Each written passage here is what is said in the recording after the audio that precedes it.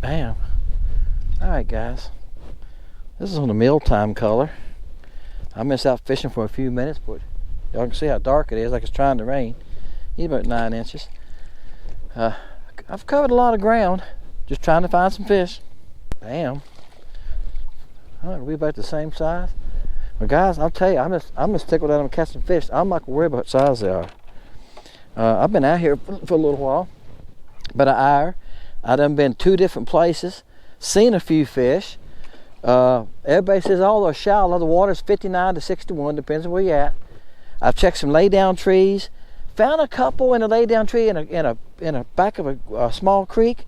It was like 6 or 8 in a tree that was probably in 10 foot of water, and they was laying up on top of it.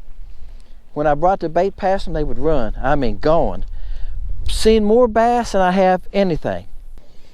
My camera battery died while I was talking to y'all, so I don't know what all I got of it. Well, this is decent. What I was telling y'all was, so this is a nice one. What I was going to tell you was, some of y'all make comments, I could catch them in a mud puddle. Well, guys, I'm going to tell y'all the secret of catching crappie. All right, I watch a lot of YouTube channels, not many of them give the secret away. Look at the eggs. The secret is you got to find them first. I've spent an hour because some of my friends have said, oh, they're up in trees and stuff. They're shallow. They're on laydowns. So I've been fishing laydowns for an hour. With the live scope, laydowns, you can see a mark here and there. It's kind of difficult sometimes. You see some marks. You learn to pick out what your crap is, depending on how busy the laydowns are. But as you can see, I didn't do very well in the laydowns.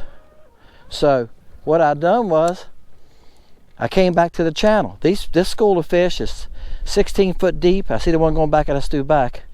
And it's about 10 or 12 of them. And I'm using the mealtime color. And which looks like a live bait. I mean, it looks like the real thing. I'm gonna flip him. All right, it's not a very big school, but I'm gonna play with them a little bit. You play with what you got. I mean, right? If you ain't finding something small ones, you ain't caught anything else, and you want to catch a few, you're gonna have to settle for the small ones. Oops, give him the pliers. These small fish are hard to get you. He's only about 8 inches. Found another one, guys. I've been cutting my camera off and on, guys, from completely off, because I don't have but 2 batteries. And I edited the video I done that with last night, and there didn't seem to be any problem. Now, I got batteries ordered. Believe it or not, batteries for the GoPro 7 are hard to find. He's about the same size. They're running about 9.5 to right at 10 inches. This fishing run in this area. I got a GoPro 7, and I was going to buy a new 10. They're up to, I think now they got a 13, but I know they got 10, 11s. I see them at Walmart. Well, they're $400, and you need at least 4 batteries. Right, batteries are $20 a piece. So only one comes with it. So when you get done, guys, you're pushing $500. And I just bought a new laptop to edit with. Okay, so I think I got it in November. It was $1,500. So things add up when you're trying to do a YouTube channel, guys, and you pay for the software to edit with. It costs you like $225 a year, and yeah. So I'm kind of putting off. So I told my wife, we was talking about the other night, I said, let's just order. And I looked everywhere. Finally, I had to buy an off-brand. I even went to the GoPro site, and they said, out of order. You can click there, and they let you know when they're in. I went everywhere. Everybody said, out of stock, out of stock, out of stock. So I bought some off-brand ones. So we'll see what happens. I have used off-brand in my 5s. I got a 5 too that I'm going to use some. Y'all will see coming up in the feature. I clamp it onto the boat here. Actually, I had to make a new clamp for that the other day. It broke. And I'm going to use some in the Port Cats videos you'll see when I do the shop part coming up next Sunday. So this is, guys, we're still in March right here now. Things are going to be changing as the water warms up. You see the water right here now is 59. And when they move to docks and move to where I can fish a piece of cover, I'm going to run 2 cameras some. I'll troll motor. Make sure my camera come on. That's a decent fish. Now oh, that's a nice fish. It's the nicest one I've caught in this spot right here, isn't it, today? This one came up like he wanted it now. I mean, he nailed it. He was like, that's mine. I seen him when I got close to him. He's got the right attitude. That's a good, probably, I got eggs. That's probably about 11 inches, maybe, in that area. Maybe 11 1/8.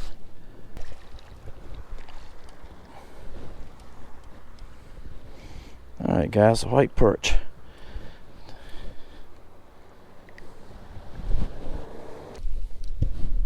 One thing about it, guys, I'm running around here in circles, just chasing these fish. They're not monsters, that's for sure. They're just probably at keeper size, but they're hungry. They're hungry. That's right. Bam. If I can get them all, I lost so many today. Just like that. What I tell you all the rule by picking them up, I usually net them. That's why. I was picking them up, he fell off. I done lost 3 fish in a row. And I checked my hook. My hook is good and sharp. That's one thing I do after losing. Just the way they're grabbing it. They're not, and I got this is that 1/8 ounce head, guys, that has the number 2 hook on it. And it's a wide gap hook. And it's called a live bait jig. If some of y'all, a lot of y'all been asking me about it, and I don't remember where I bought them at, okay? But it's made to put live bait on and vertical jig with it, I would guess. That's why they call it live bait jig. You can see the fish right here at 40 feet. That's what I was throwing at.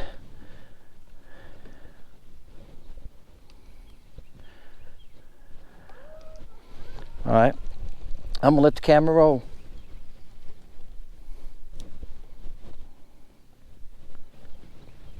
All right, 40 feet. I got my depth finder on 70. Do y'all know the further you make it go out, the more power it automatically adjusts and gives you more power? I don't know if y'all knew that or not. I can put it at 40 feet because everything gets bigger now when you make it smaller. But when you run it out, you'll see it change. It automatically adjusts the power. I can see one chasing it. There you go. Like I say, this school's not very big. That's probably why I'm losing them too. They're not monsters. See there? Oh, that's okay. So that's a big old nasty hook, and she's sharp. It's just that they get in the flopping on the surface like that. That's when you know you're bass fishing. Some of y'all got bass fish too. Worst thing you can do is let them flop on the surface, right? But I've been looking for some bigger fish, guys, and I just haven't found them. Now, I brought that school toward me a long ways. I just haven't found any bigger fish. I've been running around watching, just sniping, looking for bigger fish, and I haven't done it. So when I ran into this school, this fish, and I've been running around in circles, chasing them. They're all about the same little size. I just been going for it. Like I said, they got the right attitude. As long as they got the right attitude, I'm playing with them. Wow, this one's fighting hard. I don't know, he ain't that big. He don't have no weight, but he was fighting hard all the way to the boat. Guys, it's drizzling rain. I'm going to try to catch one more for y'all for this video. This is just a little video about the mealtime color. Did y'all get a chance to see it in action? That's the main thing. There's blue sky behind me and it's black back in there. And they're not calling for rain today. That's the thing that gets me. I kind of watch the weather. Now guys, I had to chase these things down. I started up there and I just run around. They're moving a little bit around. When the school slows down, I cast at them.